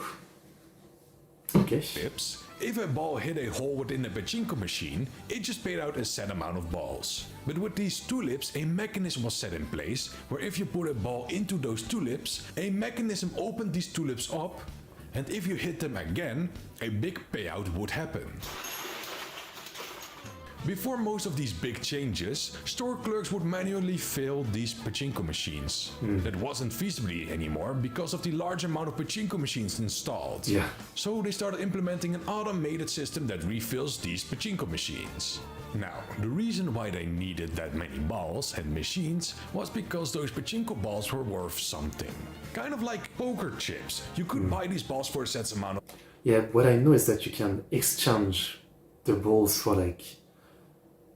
I don't know if it's for money, but for prize, I guess? money, but due to the Japanese strict gambling laws, you couldn't sell these balls back to the shop and actually make money. You could only win prizes like toys and cigarettes. So a group of pachinko parties in Osaka banded together with a former police officer and invented a 3-store system. This system made it so that people could actually make money on the pachinko winnings, and it went a little something like this. You buy pachinko balls at a pachinko hall. You use those pachinko balls to win more balls. You go back to the pachinko hall and choose to win the special prize. These special prizes are worth set amounts of money. You can then leave the pachinko hall and go to the antique shop store right next to the parlor. This antique shop, by the way, is totally unrelated to the pachinko parlor next to it. They will buy these... Okay, so they're bypassing the law by not paying the people themselves, but another business is doing it. But then, I mean, it seems like pretty obvious what they're doing, so like, the government is okay with this? Special prize for a set amount of money, and the antique shop will then sell the special prize back to the pachinko parlors. This way the parlor isn't participating in gambling and can safely run its business. But the result is the same. So like, at this point, either the law should be to ban that too, or to just let the pachinko parlor pay the people, because it's the same result anyway. Like, it's literally the same ending. If this whole system sounds familiar to you, you might have played some old Pokemon games where a similar system was put in place, where in one building you can gamble for tokens, and in the building next to it they were happy to buy those tokens off of you. I haven't played enough Pokemon to know that. In anticipation of the Olympic Games, a new type of pachinko machine was made called the Olympia. That had nothing to do with shooting balls and was just a slot machine where you can manually stop the turning of slots by hand. But they still call it a pachinko machine. Eventually these same type of machines also dug up in regular pachinko parlors and were named Wait, so it's still pachinko? Pachi slot machines, and was yet another innovation within the pachinko industry to make more money off of you. But back to actual pachinko. Motorized launchers started to pop up alongside with more electronic components, due to the rise of smaller, smarter and better electronics available to the consumer market. It was during the 60s that a long-standing ban on Ranpatsu Shiki machines were lifted and made it available for people to yet again enjoy these fast type of pachinko machines, with the caveat that no more than 100 shots per minute can be made. However, Why 100 shots specifically? even with these innovations, pachinko started hitting a decline around the 1970s. These caused pachinko parlors to double the price of pachinko balls from 2 yen to 4 yen. But to get more younger people involved with pachinko, Pachinko Day was established. They initially wanted it to be the 8th of August, making it Pachi Pachi Day, but due to the amount of festivals and other events taking place in August, they thought it was wiser to put this special day a bit later in the year. So from 1979 forward, every November 14th have been dubbed Pachinko Day. During the 80s, 4 different types of pachinko machines I assume it's not an holiday though. popped up, basically dictating the 4 categories pachinko machines would fall under during the late 20th century. The first one to pop up was Digipachi, a popular machine that combines slot machines and pachinko in one machine. How does that work? It's like some weird game combination. By activating a slot whenever a ball entered the right hole. These were named Type 1 machines. Secondly was the Hanamono machines, where 3 holes at the bottom were placed named chuckers. Hitting these chuckers opens a wing on the top of the board. If you get your balls into the wings, it will enter a little tunnel-like game, and when it hits the V-zone, you win a jackpot. There's so much These going are on. Type 2 machines. You also had Type 1 and 2 machines in one that combined the slot machine and the V-zone of both respective devices. Thirdly, we got the Kanri Mono machines that were quite similar to the Hanemono machines, where you need I'm guessing the best machine is the one where there's the most combination of game, because you have more chance of eating something. to hit a certain spot on the board to activate a winning state so you can actually win a jackpot. But doesn't seem to be limited to just the bottom 3 chuckers, but can also be the earlier mentioned tulip mechanisms. And last but not least, we got the Ipendan Yaku machines, which focus or rely solely on electric components in combination with the first 3 types. Like it can have slot machines, feathers, tulips, and are all powered by some sort of board computer. Card reader machines also started to pop up more and more, where you don't need to throw in cash or separately buy the balls. You can now just use the prepaid card to buy them all and play. During the 1990s and the early 2000s, a lot of regulations were being made to the ever-declining pachinko industry. And to not bore you with 10 minutes of legal documentation, I am focusing on the biggest one. In the 2004 rule revision that basically did away with the previous 4 machine classifications. And on top of that, they put a prohibition on a lot of the key features that became popular during the previous decade. Jackpot probabilities were also changed. But yeah, when you look at the documentation of the history of pachinko, from the 90s onward, pachinko has been constantly bombarded by regulations, law changes and campaigns. Yeah, they're doing some weird system of, rather than just ban it if they think it's bad, they're just slowly adding more rules, I guess. Interesting, because the first rule was, like the pachinko parlor kind of paid you. But then rather than make a new rule for the new system of going to a sound shop, they just do other rules that have nothing to do with that. It is also no surprise that the amount of pachinko parlors has only been declining for the last 70 years. Oh yeah, wow. Okay. Interesting, because I always had the impression that pachinko was still popular, but that's a lot less. Bombarded by regulations, law changes and campaigns. It is There was still almost in the late 80s there was 15,000 or something. also no That's a lot. That's a lot. A small hut right outside the pachinko parlor, and it's strangely convenient that there's a shop that will buy back the merchandise, pencil, lead, and other price. Yeah. It's a weird system, but okay. Surprised that the amount of pachinko parlors has only been declining for the last 70 10,000. years. And Yeah, it's really going yet, down. despite all that, despite the tighter regulations, despite the ever-declining parlors, despite it never hitting any form of mainstream outside of Japan, it is still a billion-dollar industry, while the amount of parlors keeps declining gradually. I mean, I think it's simply, the reason pachinko is declining is simply because there's so many more ways to gamble now, right? I mean, for young people, gacha game, there's a lot more way to gamble, yeah.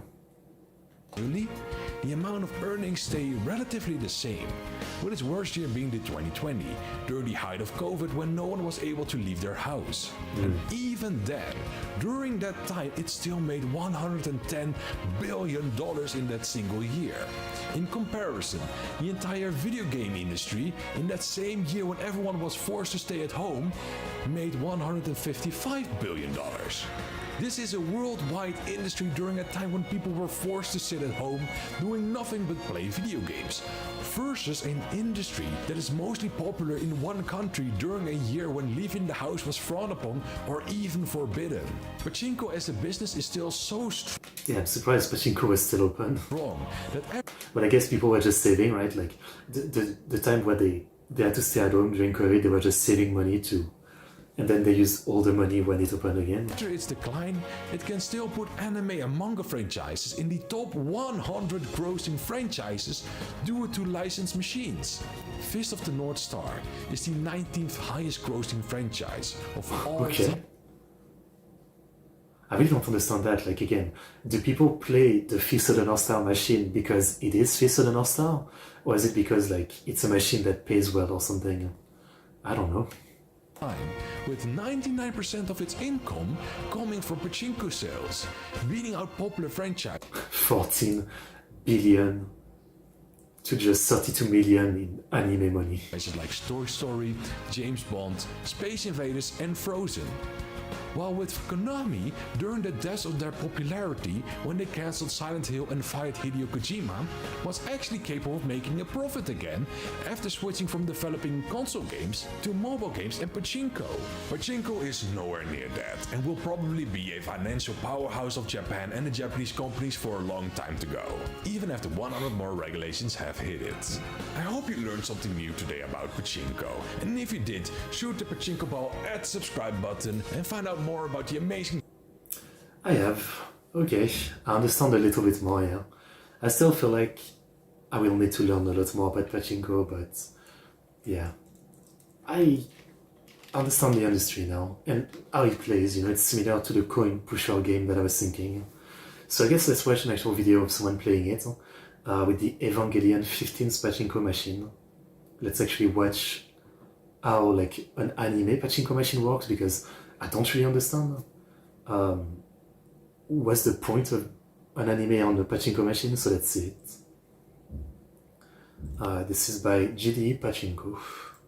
Today, we'll introduce a pachinko machine based on the mega popular anime Evangelion. By the end of this video, you'll understand how to enjoy this game.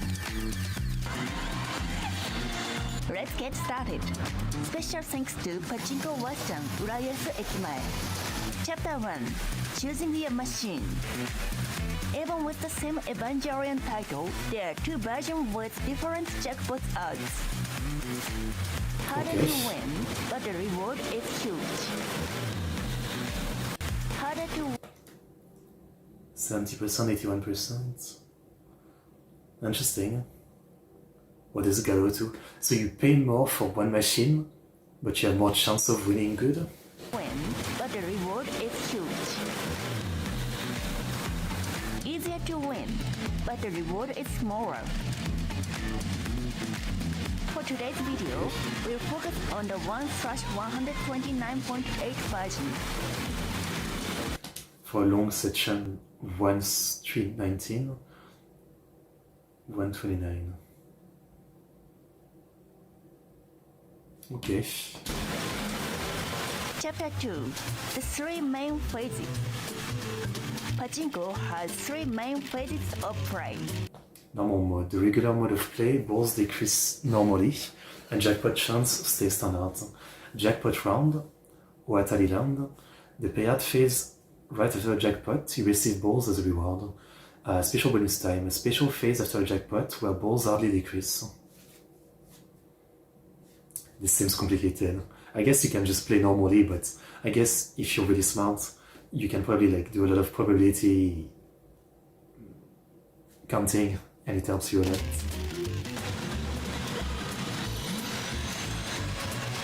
1. Normal mode. The basic state of play. Turn the handle to shoot balls into the center pocket. Each ball gives you a 1. Okay, so like this part I understand. So it's basically like the visuals are Evangelion, but otherwise it's not just you play balls the normal way. Over 129.8 chance of a jackpot. If three numbers of the screen match, you hit a jackpot. Normal mode may feel slow, but this is where anticipation builds. Even without a jackpot, watching the characters on screen is entertaining. I guess. Many fans compare it to watching short anime episodes. 2. Jackpot round. The happiest time when you receive balls as a reward. During jackpot rounds, balls come as a reward, and many players take photos of their overflowing trays. It's the most satisfying moment in Pachinko. Yeah, I assume so. 3. Special bonus time. A special phase after a jackpot where balls hardly decrease. The route depends on which symbol you hit. Ball saving mode. Jackpot odds stay the same, but you won't lose many balls for 30 spins.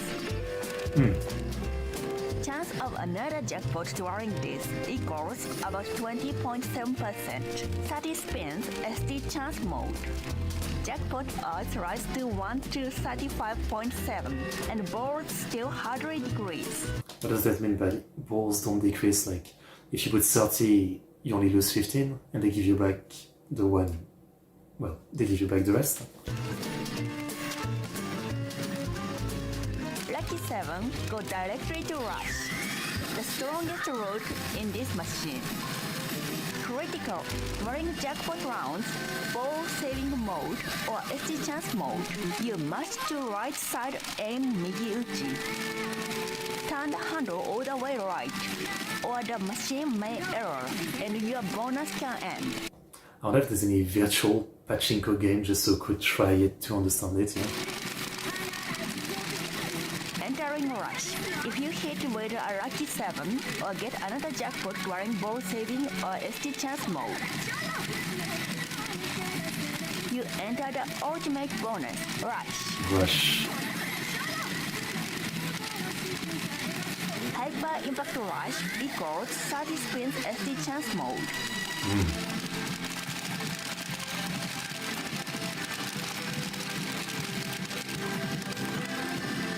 It's just like the sound of the anime, and then the constant sound of the balls like falling.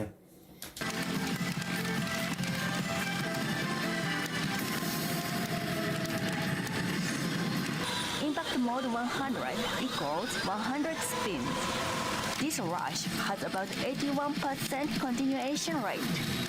The ultimate goal of Pachinko is to reach rush and keep hitting jackpots. Okay.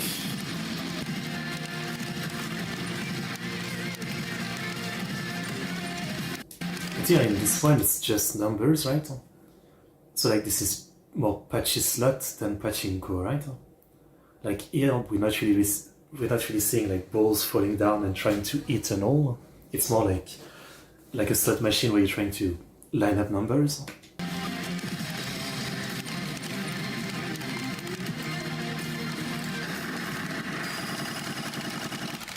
When rush ends, turn the handle back left to return to normal mode. Chapter 3. Signs and hints. The machine When the runs. jackpot is near, the machine will send you signals through special effects. There are 3 key signs to watch for. 1. Reserved spin. These icons at the bottom are your reserved spin. If the color changes, a chance is coming. Okay. Blue less than green, less than red, less than rainbow. Guaranteed jackpot.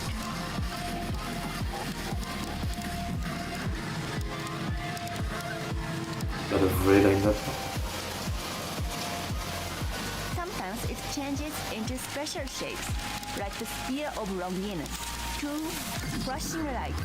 The stronger the flashes, the better your odds. So like every element is based on the anime, yeah. Okay.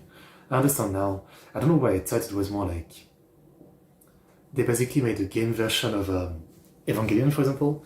So like you would play a story where by playing Pachinko and maybe when you get a jackpot is when you do damage to an enemy or something like that. But I guess it's not really like that. It's not really an arcade.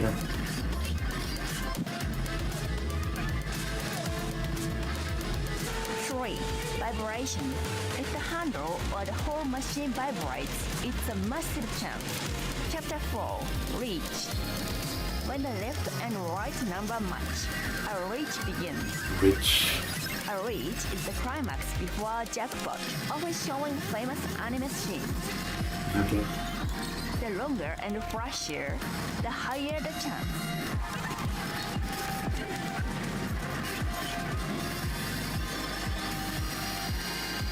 This machine features many types. Single reach, whip.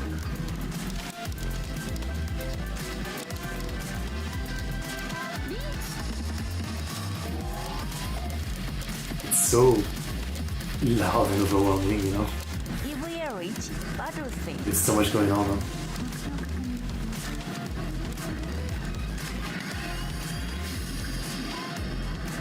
And I guess there's a speed up mode. Huh?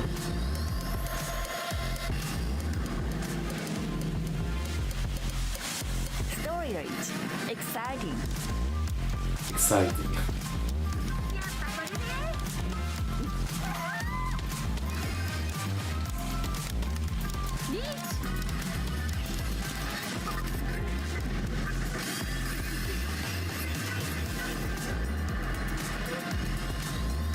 Okay.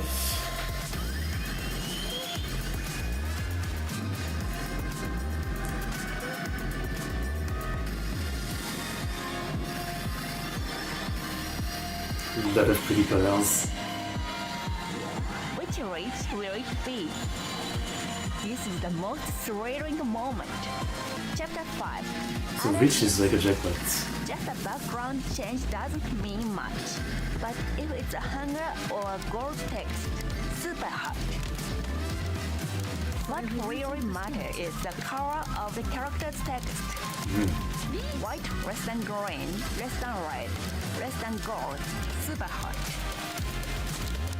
At the end of a reach, a button or a lever may appear. If it's a red button or lever, get ready for excitement. I'm excited. Even if you forget to push, the outcome doesn't change. It's just for fun. Chapter 6. Summary. The most important thing in Pachinko is noticing the changes from normal mode. Flashing lights, vibration, text color. These are the signs that the excitement is about to begin. I'm excited. Now, today's result. No payout. Oh. Some days you win, some days you lose. Chapter 7. Ending. We couldn't win today, but we hope you enjoyed running Pachinko's depths and fun. Okay. If you ever visit Japan, remember Very this interesting. video and give it a try. Set a budget and never spend more than you can afford. Thank you for watching. It's easier said than done. Please subscribe and like the video. Okay. I still feel like I need to learn more about Pachinko. Like this one, you know, on one side it's Eva, so it's kind of cool, but it doesn't look like there's like too much to play in terms of making the ball fall into holes, right? This one is more about like the number lining up. So I don't know if I would like this one as much as like one where the balls, you know, really fall in a pinball kind of way. And you really have to make it fall into a specific hole. But yeah, nonetheless, seems interesting. Seems interesting. I guess there's probably like a ton of version of this kind of thing. So yeah, good video. That was informative, I dare say.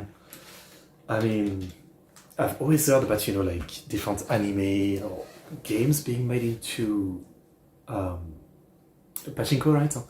And I always like thought that was weird because I don't really understand, you know, how it really works, you know, like how do you play an anime or a game on a Pachinko machine? But I guess it's just like showing footage of it. You don't really play it or anything.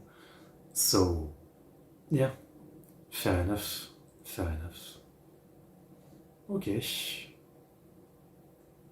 That was nice. That was definitely nice. So, okay, well, it's a bit shorter than I planned, but I think I'll leave it at that for today. I do have other things to do, and I need to spend a little bit more time talking about some subjects than expected. But no worry, we'll come back and, you know, do more stream like this. But yeah, As always, thank you guys for coming. Thank you again, Markel, for the videos. I'll watch maybe your Shinto Buddhism one next time. And yeah, we'll definitely learn about more of this subject too. I'll probably do a Pachinko stream where we learn a lot of everything. You know, this was a good beginning, but I still feel like I don't understand it enough, you know. Hope you enjoyed. Like, subscribe, comment, and I'll see you guys next time. ExoticBankai. See you.